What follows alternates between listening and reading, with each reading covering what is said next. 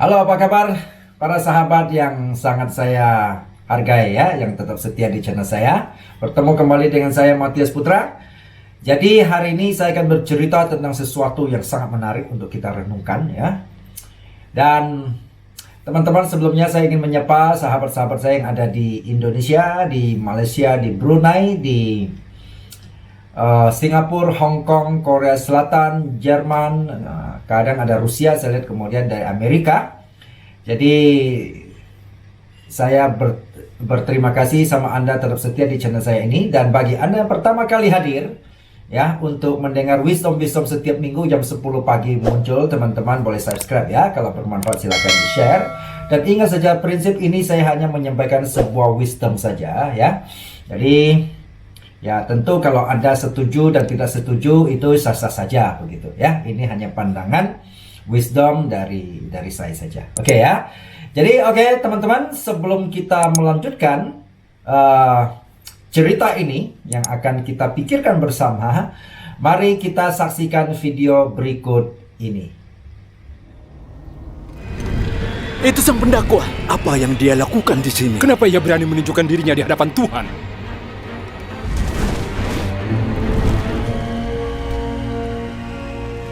Dari mana engkau? Aku dari perjalanan mengelilingi dan menjelajah bumi. Mau apa dia? Apa pendapatmu tentang hambaku Ayub? Tidak seorang pun di bumi seperti dia. Ia seorang yang baik, yang menghormatiku dan tidak melakukan kejahatan. Ya, tapi Ayub punya alasan untuk takut Allah.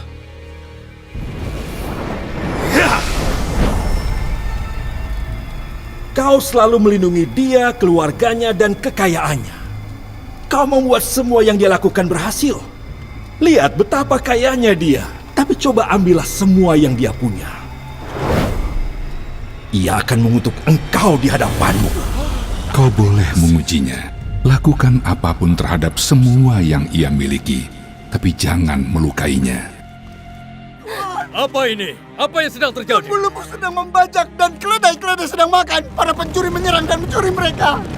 Juga membunuh para pekerja dengan pedang. Dan hanya aku sendiri yang selamat. Tuhan, api dari Tuhan turun dari langit dan membakar domba-domba dan para pekerja dan menghabisi mereka semuanya, Tuhan. 3 kelompok orang Kasdi menyerang dan mencuri unta-unta Tuanku. Semua pekerja Tuanku dibunuh dan hanya aku yang Anak-anak selamat. Tuanku sedang berpesta di rumah anak tertua Tuanku. Tiba-tiba angin bertiup kencang dari padang belantara dan menghantam rumah itu.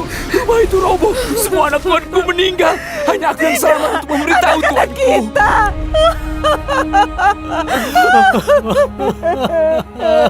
Mengapa semua ini terjadi?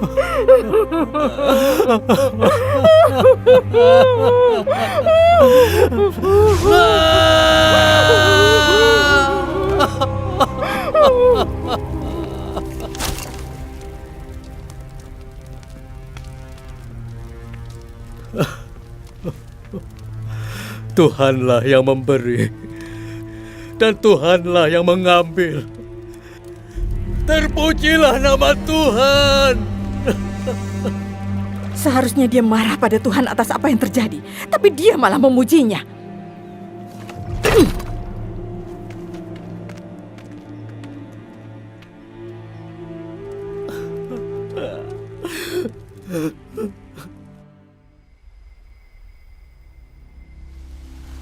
Dari mana saja kau? Kesana kemari menjelajah bumi dan bolak-balik masuk ke dalamnya. Apa kau lihat hambaku Ayub? Tidak seorang pun seperti dia di bumi. Tidak bersalah dan seorang yang benar. Dan ia menjaga integritasnya. Manusia akan lakukan apapun untuk hidup. Coba rusak tubuhnya dengan rasa sakit. Pasti ia akan mengutuk engkau. Apa? Mengutuk? Bagaimana mungkin? Tuhan akan membiarkan dia melakukan ini? Ia ada di tanganmu, tapi jangan ambil nyawanya.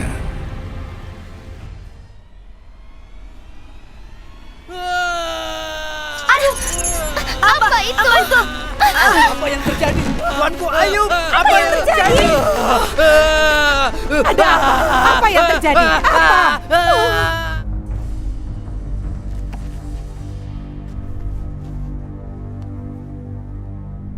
Masihkah kau teguh dengan integritasmu? Kutuklah Tuhan dan matilah. Kau berbicara seperti perempuan bodoh.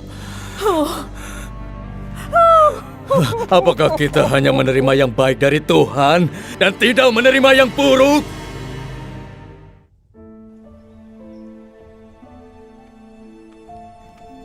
Ayub, dengan semua hal buruk yang terjadi, kamu masih percaya ada Tuhan yang menjagamu?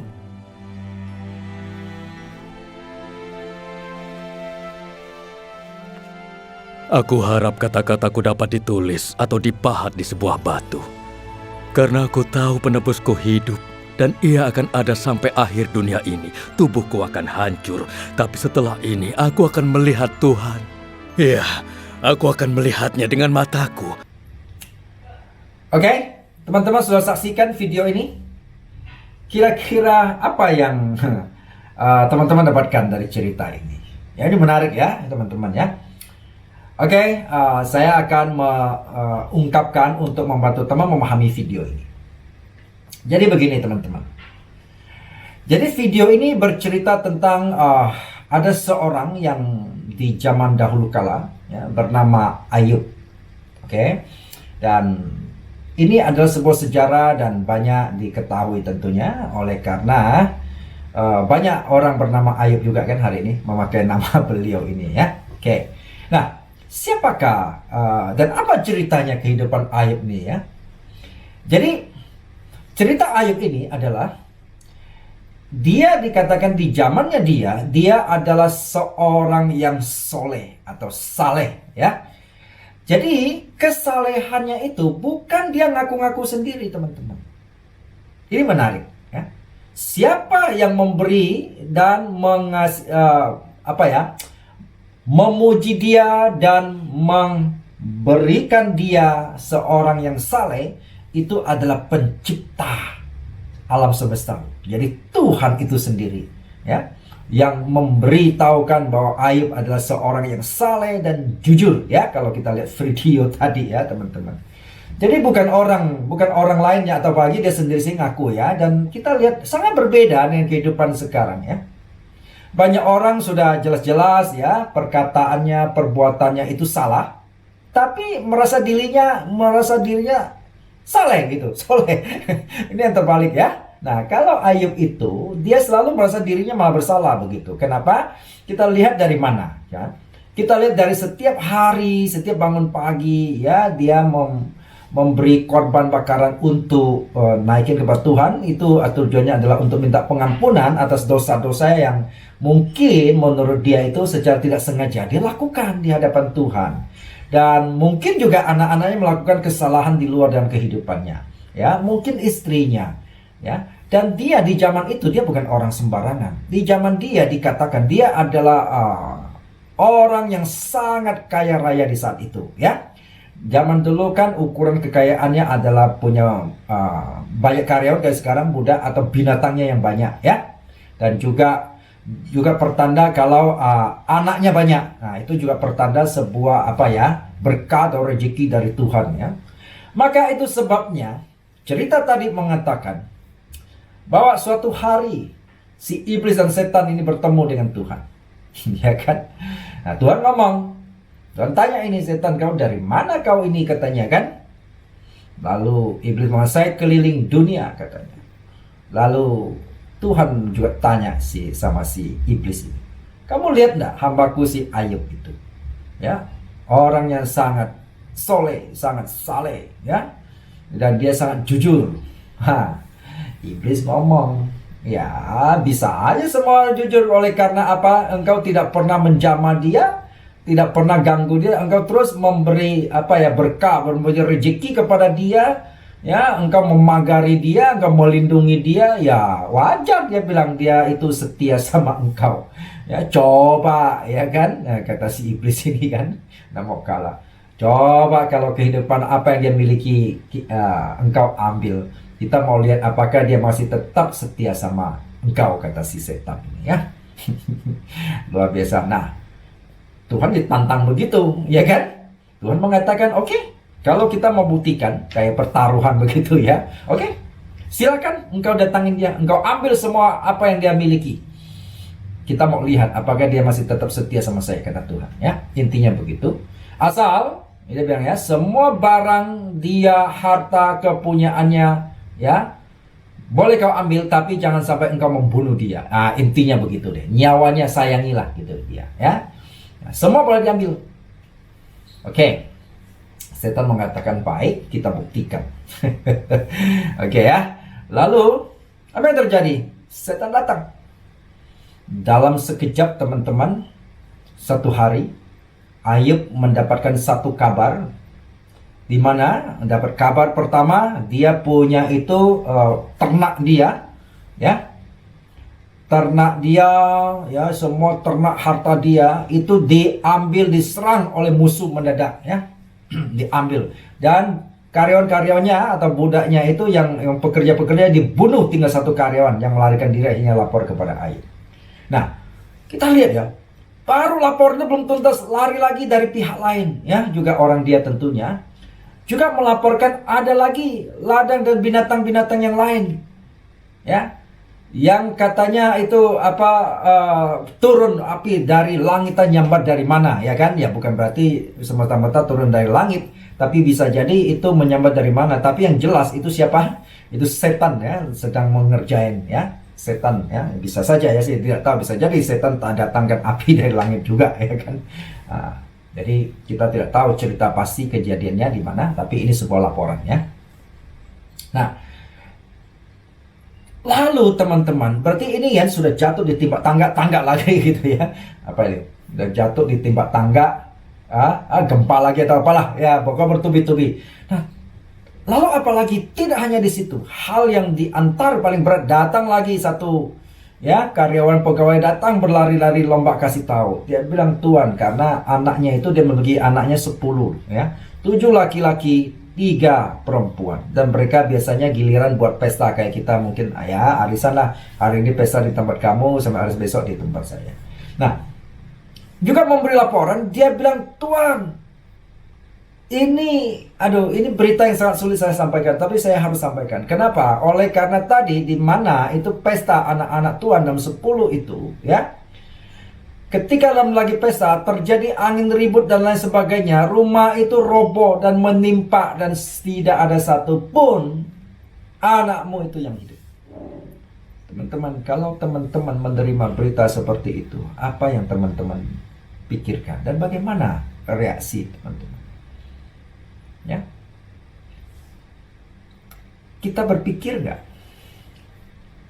Ya, saya kadang-kadang pun berpikir ya, kadang-kadang misalnya gini, saya merasa loh ya, itu saya tuh ya, dan merasa saya sudah kadang-kadang tidak pernah curangin orang, ya.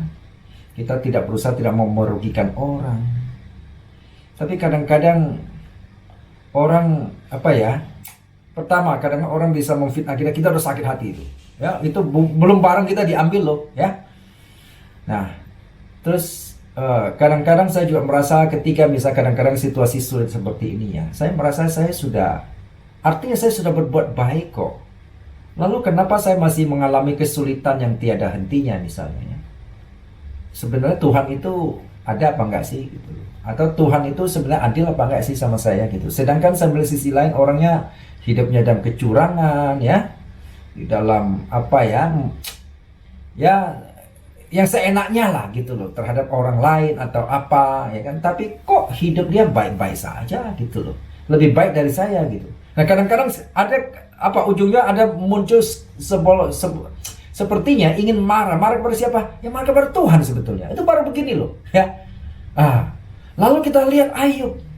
Ya, maka kadang-kadang saya berdoa itu saya komplain juga sama Tuhan. Tuhan, sebenarnya Engkau mendengar doaku. Engkau sebenarnya melihat perbuatanku nggak? Kalau perbuatan nggak ada apa-apanya ya dibandingkan Ayub ini ya. Nah, kita melihat Ayub itu orang begitu soleh ya. Dan barang dia diambil, hartanya nggak apa-apa. Yang paling berat nyawa anaknya, semuanya satu pun tidak tersisa. Kalau teman-teman stres nggak? Gila nggak? Hah? Apa reaksi Ayub ketika mendengar berita seperti itu? Ayub marah, Ayub emosi, Pingsan? Ya? Bunuh diri? Tidak. Apa yang dia dikatakan? Dia merespon sebuah respon yang luar biasa. Dia berkata, Tuhan yang memberi, dan sekarang Tuhan mengambil kembali. Terpujilah nama Tuhan. Teman-teman, ini luar biasa.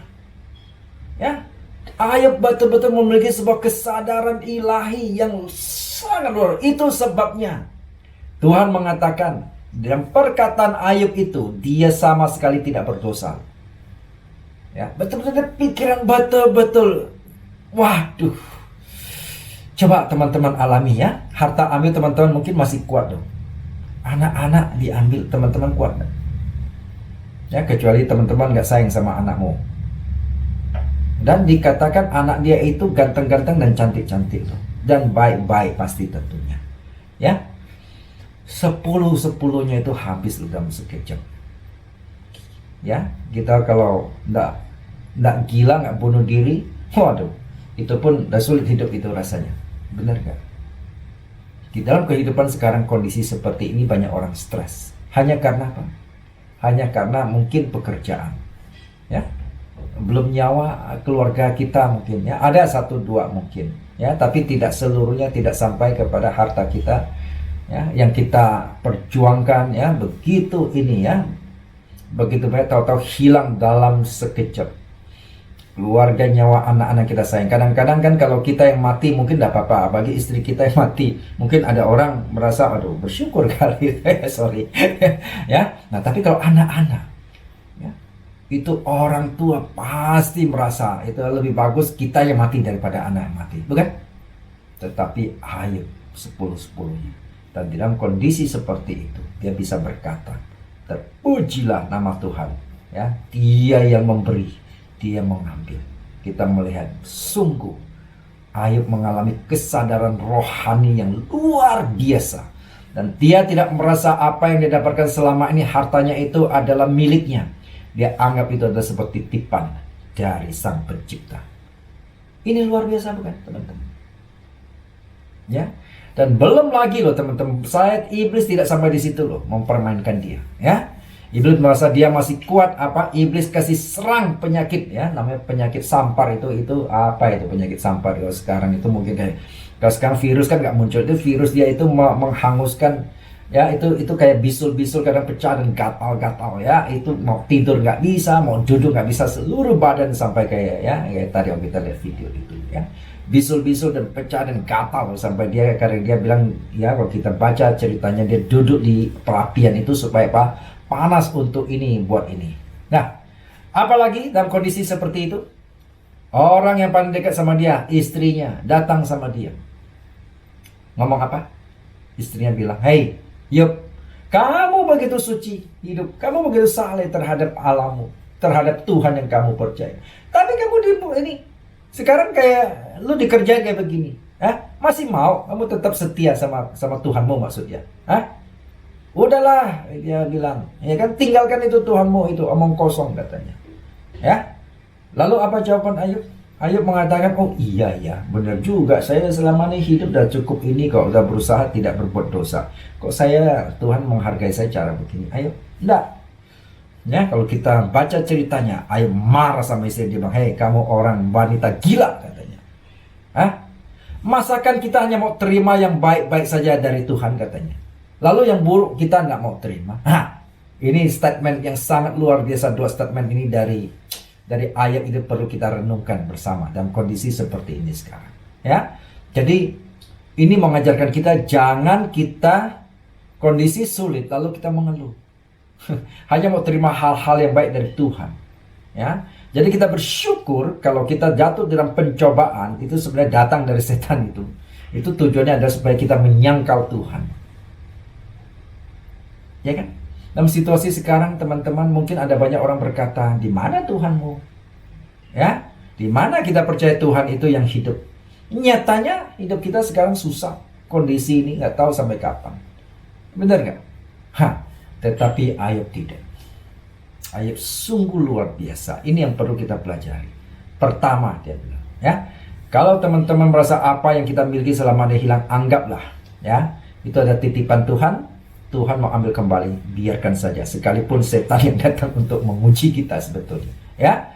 Jadi kedua adalah kita harus prinsip, ingat, jangan pada saat kita senang kita anggap Tuhan itu baik, ya, memberkahi kita, ya, merahmati kita. Lagi keadaan sulit kita marah-marah sama Tuhan, ya. Itu jangan kita mau terima hal-hal yang baik, tapi hal-hal yang buruk pun kita harus tetap bersabar, ya. Karena ingat, pencobaan datang bukan, kalau kita lihat peristiwa ini, bukan dari Tuhan tetapi dari setan. Justru Tuhan sedang melihat apakah kita tetap bertahan dalam situasi itu sulit dan setia kepada pencipta kita. Ini menarik, oke ya. Jadi oleh sebab itu teman-teman, mari kita pikirkan, renungkan kembali dalam seluruh kehidupan kita, ya. Mari kita belajar sama Ayub. Kita selalu tetap bersandar dan kepada Tuhan. Jangan merasa diri kita ini orang suci, padahal kita ini, ya, mungkin akan menanti murka Tuhan nantinya, ya kan? Ya, tetapi marilah kita terus, ya, datang kepada Tuhan. Pertama, kita terus minta kekuatan sama Tuhan, dan kita tahu cerita pada akhirnya apa yang terjadi. Ayub lulus dalam ujian ini, ya kan? Dan kalau kita lihat akhir daripada kehidupan setelah iblis menyerang semuanya, ternyata Ayub tetap setia. Akhirnya iblis menyerah, ya. Dan apa yang terjadi? Kisah ini diceritakan bahwa pada akhirnya Tuhan mengembalikan 2 kali lipat daripada apa yang Ayub hilang. Baik itu ternak, baik itu anak-anak. Jadi istrinya mengandung dan melahirkan lagi anak-anak. Dan katanya lebih ganteng, lebih cantik-cantik daripada sebelumnya. Dan kita lihat, ya. Maka saya ingat siapa dulu istilahnya Kartini, ya, pahlawan kita itu, ya, yang mengatakan habis gelap terbitlah terang. Jadi ketika dalam situasi yang kecepit, teman-teman, mari kita tetap setia kepada pencipta kita. Karena ingat, di balik semua itu ada hikmahnya. Dan Tuhan akan memberkahi kita. Mungkin 2 kali lipat, mungkin 10 kali lipat, ya. Tetapi itu bukan sandaran kita. Sandar kita adalah tetap dia mau berkahi kita, mau tidak, itu adalah hak prerogatif pencipta kita. Oleh sebab itu, siapakah diri kita? Kita bisa protes, oke? Nyawa kita, hidup kita ada di tangan Tuhan. Oke, salam wisdom untuk teman-teman semua minggu ini, dan salam sehat, jaga kesehatan baik kita untuk keluarga dan semuanya. Oke ya? Selamat